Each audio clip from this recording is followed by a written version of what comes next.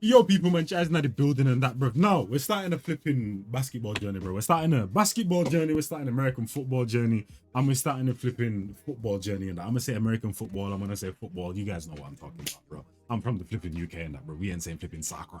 You know what I mean? But I've pretty much done all of those videos on this channel, but we're gonna do them more consistently now instead of every once in a while type of thing. Because I enjoy sports and that, fam, and it's a big market and that, you get me? And it's like one of my favorite things to react to.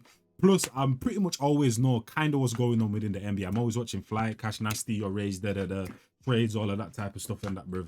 But I don't support a team. I want to find a team to support, but I don't know who to support. Because I know some Americans, or maybe even most Americans, support like a player, and then like they'll go to wherever a player goes. Like now, man, like LeBron James has left the Lakers or whatever. Cash Nasty was like, I am no longer a Lakers supporter. We go wherever you go, King. So you know what I'm saying? So it's like I don't want to support a player though. I want to support a team, but I don't want to support an arse team. Because in football, I support Manchester United, one of the greatest teams of all time, if not the greatest. And but in recent times, it's been treacherous. We've been in the trenches. You get what I'm trying to say? So it's like I don't want to be a glory supporter, but at the same time, you know what I mean?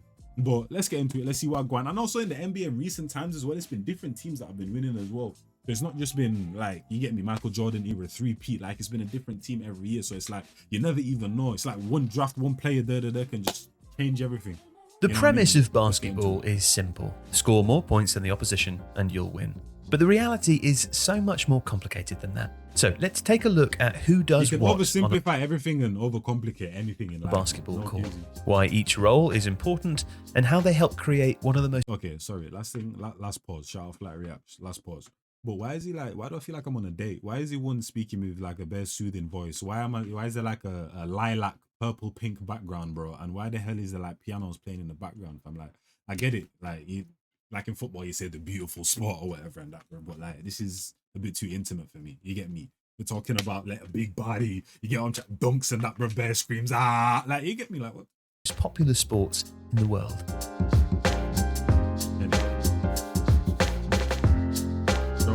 Now, first off, we should start by saying basketball has evolved a lot over the years. The game is much more positionally fluid now than it used to be, and there are several hybrid positions or players who don't necessarily fit into one role. But for the purposes of this video, we're just going to be focusing on the traditional 5 positions on a basketball court.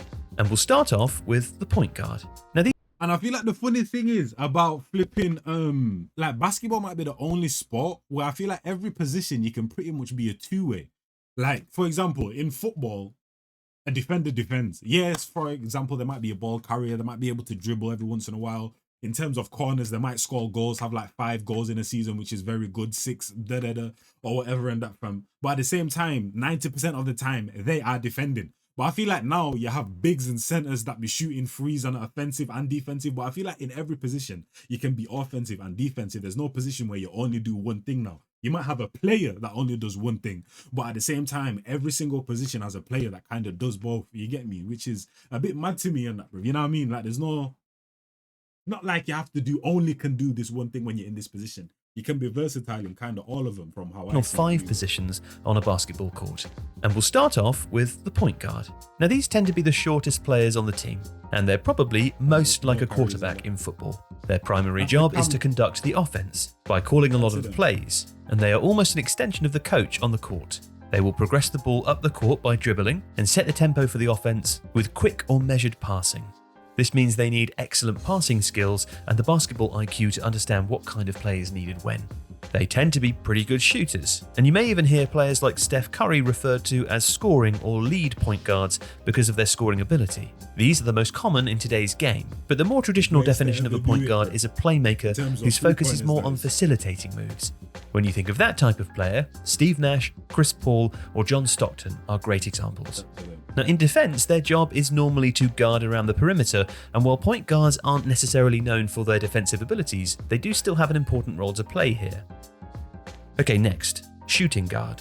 Now, you may hear shooting guards or small forwards, who we'll come on to in a moment, referred to as the wings. This is because of where they stand on the court. The shooting guards will generally be tall. But this is the Klay Thompsons of the world, if I'm not mistaken. Taller than the point guard, but still the second shortest player on the team. As their name suggests, the shooting guard's primary role is shooting the ball. But within that, there are nuances. There are shooting guards who specialize in defensive play. They tend to be called the 3 and D and will focus on stopping the opposition's You know what's funny though is that shout out to LeVar Ball and all the Ball children and the Ball brothers or whatever. I was watching their podcast and they were saying, "Yo, who's your like top 5 shooting guards?" And they said Kobe, Michael. I never actually really knew that. I never actually thought what position they really play. But I never would have guessed shooting guard. I probably would have said point guard because of how much they controlled the ball and that, bro. You know what I mean? Because like I said, the point guard is the one that dictates the play. But if Mike and Kobe are shooting guards and that, bro, they're the ones that were dictating the play type of thing. You get me? So I guess it can switch depending on how great the player is. But that was interesting to me. I never thought of it. Specialise in defensive play. They tend to be called the 3 and D and will focus on stopping. I thought they were the ones that are, you know what I'm saying, in the corner like a prostitute. You know what I'm saying? Shooting guards who specialise in defensive play. They tend to be called the 3 and D and will focus on stopping the opposition's best shooters around the perimeter while also being good shooters themselves. 3 and D shooting guards also tend to be catch and shoot type of players who will catch the ball from their teammate before getting their shot off immediately. They tend not to do too much dribbling. Then there are the slashers, who like to dribble through the paint and attack the basket even though they're good shooters. And some truly gifted shooting guards can do it all. Legends like Kobe Bryant and Michael Jordan are often considered among the best of all time because they could shoot from anywhere, dribble superbly, and also excel in defense. Okay, next up is the small forward. Confusingly, they are the 3rd tallest player on the team, and on average they're between 6'6" and 6'9" inches tall, so not that small. These players are all-rounders who can score from outside and inside the box, and they're good rebounders, having quick handling and can guard multiple positions. Their size allows them to go over players who try to defend them, and they also have the strength to brush through opponents if needs be.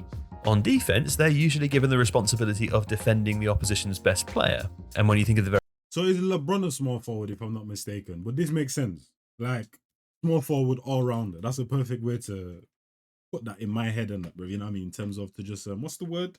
To summarize that. On defense, they're usually given the responsibility of defending the opposition's best player. And when you think of the very best, LeBron James is probably the player that comes to mind. The 4th position on the team is the power forward. This is probably the position that has evolved the most recently, as most power forwards are essentially... Are these the Carl Townsends of the world and that, bro? That just won the just won me the This is probably the position that has evolved the most recently, as most power forwards are essentially a second small forward. But the traditional definition of this role is a strong and athletic player who can handle a lot of physical contact. They tend to be the 2nd biggest player on the team and will use their strength and physicality to drive through opposition defenses for layups and dunks. They're also tasked with sweeping up rebounds on offense while blocking opposition shots on defense. It's not uncommon that power forwards won't be great 3-point shooters, but most will have decent ability from mid-range, and some of the best examples include players like Tim Duncan. And last, but certainly not least, is the centre. Centres are usually the biggest players on the team, and will range between 6'11" and 7 feet tall on average. On offense, they'll spend most of their time around the basket, looking to score near it by using their height and strength to overpower the position. As well as scoring layups, you'll see them scoring hook shots and dunks, but most will have a decent ability from mid-range shots too. And on defense, their job is to block shots, protect the basket, and limit opportunities from rebounds known as second chances. This can be a physically demanding job that requires an ability to soak up a lot of contact. Centers are not always the most glamorous players, but they do play a crucial role. And interestingly, 4 out of the last 5 NBA MVPs have been centers. Crazy. If you like this video, please consider subscribing to the channel. The Athletic is home. What I learned right there is the small forward, to be honest. So that's an all-rounder.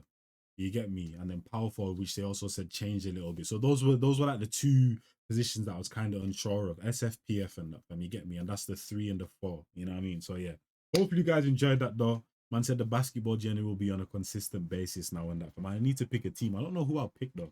I'm very indecisive with this thing, man. We can't lie to you, but yeah, it's your boy Jazz, and I'm out of here. And a big people, man. I'm